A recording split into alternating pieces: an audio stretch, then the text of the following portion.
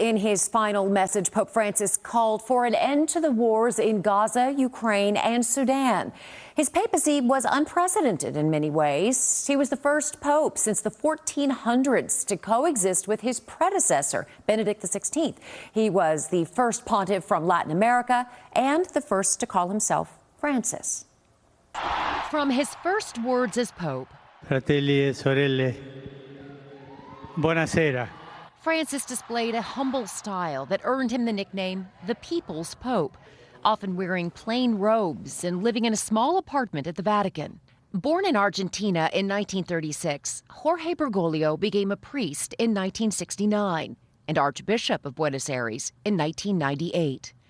He earned another nickname there, the Bishop of the Slums. He rode the bus, cooked his own meals, and preached in the poorest neighborhoods. The Pope's humility was visible during his visit to the U.S. in 2015. He rode in a small car and his Pope-mobile while getting around in Washington, D.C., New York, and Philadelphia. In the land of the free, at the home of the brave.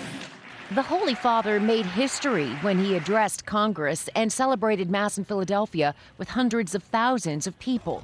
On the final day of his trip, he met with victims of sex abuse. In 2019, Pope Francis expelled disgraced former U.S. Cardinal Theodore McCarrick after a Vatican investigation found him guilty of sexually abusing children. He was the most high-profile church figure to be defrocked in modern times. The Pope promised to strengthen guidelines for punishing predators, but abuse victims said the pontiff repeated old promises and failed to introduce new, concrete proposals. Nei confronti dei bambini. Despite the clergy abuse scandal, the Pope worked at making the church more welcoming.